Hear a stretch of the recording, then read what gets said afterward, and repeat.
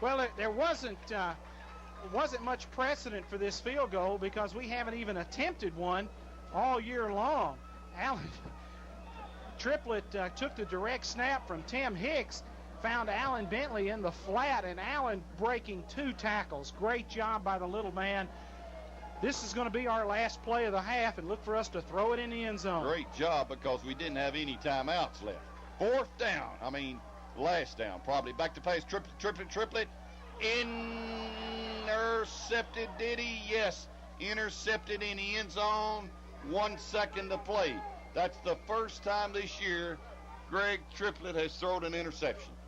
Edward Nelson and Bruce, that may even have been deflected. Looked like it bounced around a little bit before Nelson caught it in the end zone. 14-3, Lebanon leads, and trying to go to Ogle over the middle for the hot pass in the end zone.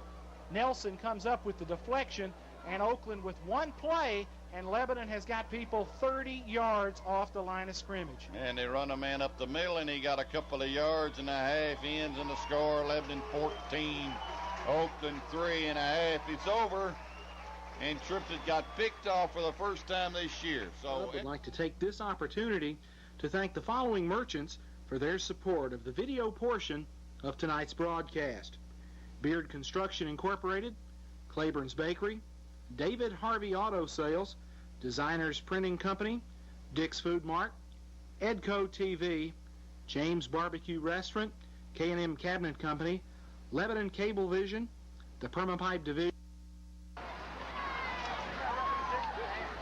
Skier Division, the Video Movie Center, and Winfrey's Roan Jewelry. It's halftime, and our guest is Raymond Lassiter, a face known to a lot of folks for his association with the Lebanon High Athletic Program.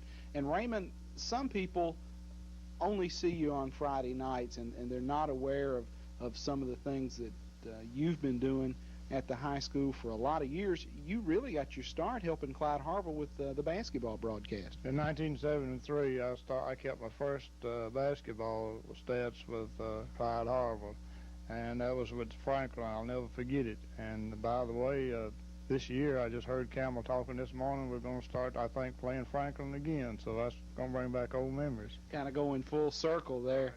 And it's been 1,000 basketball games now? 1,078 right now. I think that's when I finish the season this past season. And you got a plaque, I notice, here on this wall of fame that we've got behind us that Dwight's going to get some shots of. The basketball team that year, in recognition of those 1,000 games, gave you a nice plaque. This year did. Campbell Brandon, Randy Vanetta, Benny Jennings, and Thomas Baines, Betty Rushing, and Tilford Elkins, and Alan Hurd was all the coaches that I have kept stats for during that time that I been keeping stats for the basketball, and they gave me that plaque for the 1,000th game, which I got in 1990. Really, this is kind of like a Hall of Fame as you go along this wall here. The Strobel plaque, named after the lady in Nashville, the great volunteer of the year. Tell us a little bit about that one. Well, Mary Catherine Strobel was a lady who helped the poor in Nashville and was very, I don't know what to say, good at it or what, but she devoted all of her time, about like I do at Lebanon High School, by helping the poor. And my name was submitted from Lebanon High School. I think Miss Martha Ricketts sent my name in and all of that, and they came up to school and filmed, and I was lucky to be one of the top 10 of this. This is a very prestigious award because there was a lot of people, and we had a banquet at Hyatt Regency Hotel, and I was one of the top 10. Now, whether I was second, third, fourth, or fifth, or sixth, they didn't say, but I was fortunate enough to be at the head table and introduced, and they showed the audience the film that they took of me at Lebanon High School, and I really felt honored with the Mary Catherine Strobel Award. Also on the wall, an award that bears your name now, the Raymond Lassiter True Blue Award at Lebanon High School, and that is honoring the volunteer efforts through the years, and that had to be something special. They now named this award for you. Well, it is, Tommy, and each year there's a big plaque in the office at the high school right now that's got the Raymond Laster Distinguished True Blue Award, and each year somebody's name who volunteers work at Lebanon High School is going to be added to that. Now, I don't know who's going to pick them or anything like that, but after building this track this year, I think I've got a few people in name. I think we've probably got a couple of front runners for that idea. We sure have, but that's another honor that'll last and go on just for years to come, and that's something that when I'm gone, still people maybe can remember me by. Don't sell yourself short, too soon. How do you find the time, the energy to keep going up there and keep after it? Because you never slow down. Well, I retired, in 1984 from Avco, which is Textron in Nashville right now, and I had to have a pacemaker put in on account of a heart problem, but that's cleared that up, and they say my heart's as strong as the healthiest person is around, so instead of sitting down here at home, the doctors asked me if I could retire. Stress was a big factor down there, and I was in supervision. I had been for 29 years, and I decided that I would just get out because I was 55 and I could get out. So I retired and started working at Lebanon High School, and I spend probably 8 hours a day up there most of the days and sometimes into the nights. And it's fortunate that I got a wife that, most people when they retire, they want the husband around home. I don't know if she wants me around home or not, but I'm never at home, so I'm always at Lebanon High School. Well, at least you're easy to get hold of. She knows where you are. She can find me because all she has to do is come to the school, the football field, the gymnasium, or the front office, or somewhere. Talking about the field, that has been something that's had a lot of your attention for the last several years, and the change through the years has really been remarkable, going back to when Coach Gibbs was the football coach and they came in with new sod and the underground sprinkler system. Tell us about the changes that have taken place in that field. Well, when I started volunteering my work there, Wayne Essex was helping mark the field off, and I started helping him. But since that time, I've got to study another night about what we have accomplished in the last 5 years. The fence row, was growed up and you couldn't see out, and we've got that clear now. There used to be the old tennis courts there with the backstops and vines growing all over them. I tore them, had them all cut down and cleaned up, and we've painted the seats. I have one time, and then the band painted them a couple of years ago.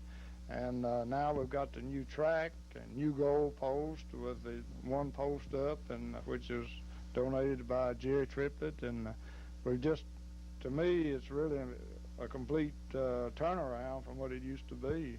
New scoreboard and so forth. And really, with the addition of the track and the new fencing, it's more of a stadium now than just a field. Well, it is, and I think people are going to enjoy it today. I've been tilling up the field, and I sowed it in rye and fescue, and hopefully in a couple of weeks there'll be some green grass where all this dirt is right now. Raymond, we're going to take a look outside and look at a hobby you used to have, and now that helping at the football field is kind of your main hobby now. But we'll be taking a look outside after this time out.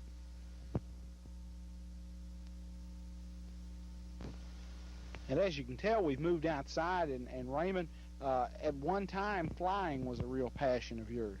Well, it was. I started in 1960, Tommy, and I flew for about 5 years all the time, weekends and in the afternoons when I could, and then I took up golfing and stayed with that for a few years. And after the golfing, I went into the ultralight business, which is a little different type of airplane than what's behind Certainly us. A smaller version. It's a smaller version, and this is a regular Aeronica Champ built in 1946, and there's not a whole lot of them around in the country, but still a few of them around, and it's in as good a shape probably now as it was when it was built. But the big hobby around here ever since 1980 up to about 2 years ago was the ultralight. I've had as many as 12 and 15 here overnight at the time that stayed here. Kind of with a souped-up lawnmower engine, and if that's what you want to call it. They run anywhere from a 25 horse to a 45 horse engine on them. and they are light. They weigh less than 165 pounds. And do you get up in the ultralight anymore? No, because I don't own one. I sold mine. We still got 2 here that belongs to other people that I let them keep here, but I hadn't flown one in the last couple of years. So I guess now that the work at Lebanon High School, that takes up your spare time and any extra time. As we went down those steps over there, I noticed there might have been a loose step or two over there. But you're right. You look out through here, you can see that the fields need mowing, but I do all the mowing on Lebanon High School field. So Raymond's got more than he can handle as far as work and volunteer efforts for his time. Raymond, we appreciate what you do, and thanks for opening your house up to us today. Well, you're quite welcome, and I appreciate y'all coming down, and there's just a whole lot of trophies there, plaques that money couldn't replace. It's the love of people, I guess, that makes me keep it going, just like my great honor of naming the football field after me last week. You don't buy things like that. That's just something that you just can't express how much you appreciate it. And was that a real surprise? It was, and by the way, your wife, there's something funny. Pat Clymer sitting on one side, and Bobby Kay came and sat down on the other side and said, I'm going to sit here and talk to you. And they wouldn't want me to look around because my whole family was behind me and I didn't know it. But yeah, it was a surprise. Raymond, thanks, and we'll be back with more after these messages.